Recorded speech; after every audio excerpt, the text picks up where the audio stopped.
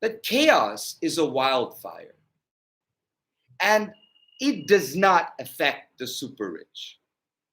It does not affect those who are so far removed from the immediate consequences of it that they would even care about the harm that their chaos may cause to the little person, to me, and to millions like me, and even to champions of freedom of expression like Kathy Griffin. And I would go as far as to say even Kanye West, as abysmally nerve-wracking his approach to this whole chaos is. But chaos is a wildfire. And today we are living through the Hunger Games and the Squid Games in our lives because billions are being thrown around in our elections by dark money and Citizens United. The richest man in the world controls and owns a social media platform that has been, as Jack Dorsey himself said, akin to a police radio informing people about what is happening in society and engaging everybody to be active in the democratic process or even in freedom of expression, in being in the know. The disruption of that, the harm it is causing to society, and the instability that many are experiencing and have experienced because of the callous actions of one sociopathic megalomaniac is what is wrong with our system of plutocracy, is what's wrong with a system that is built on focusing on meritocracy but reverts back every chance it gets to a draw towards money, to a desire to control others, to a game of chance that gets people hurt, like Paul Pelosi, like Brian Sicknick, like Officer Hodges, like the people who got shot in the Buffalo supermarket, which part of a racist attack, like the people at Club Q, like the people at Club Pulse, like the people at Sandy Hook, and at all the other schools, all the way from Columbine to Uvalde, all of them. That's the harm that this chaos, that is the wildfire, that causes. And we as a society have to ask ourselves, do we want this in our lives? Do we want our children to grow up with having muscle memory of what a shooter drill is?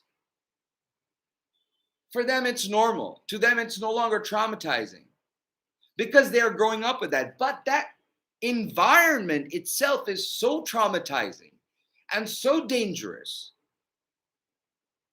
from somebody who's looking at it from the outside, from an era when I went to school when that was not a concern. Columbine happened in 1999, I believe.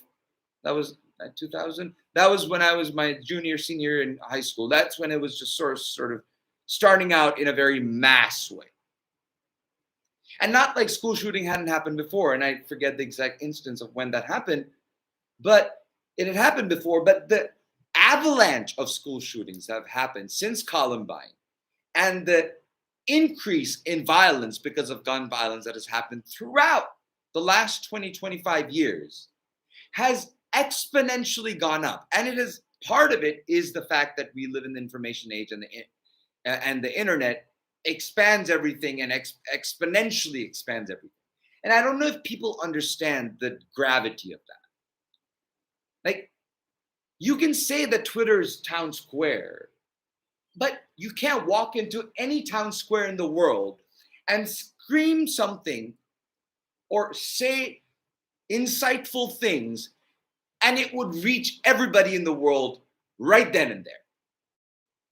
So the gravity of social media, the impact and the scale is something that people just can't fathom. We still haven't wrapped our minds around it. It is voluminous, it is compounding, it is overwhelming.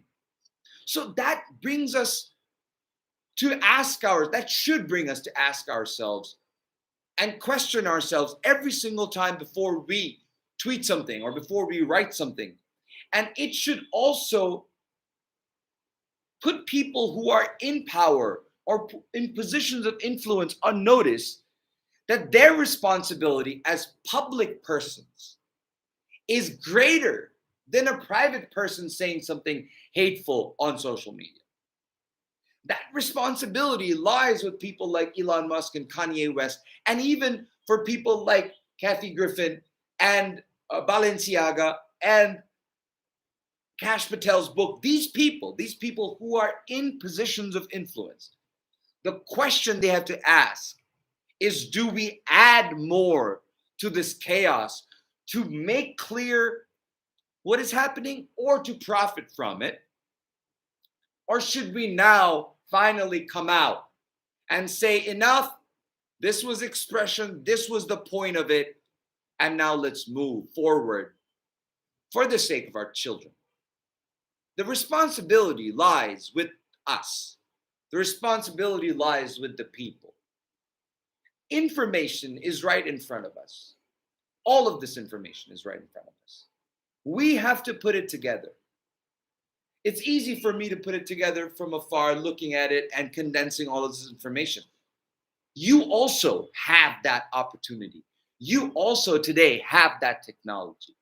You, therefore, also today have that responsibility to be careful about what you say, to be responsible for your words, because your words manifest into action, if not specifically by you, by others who value you. So value them who value you, and don't harm them. Don't harm those around them.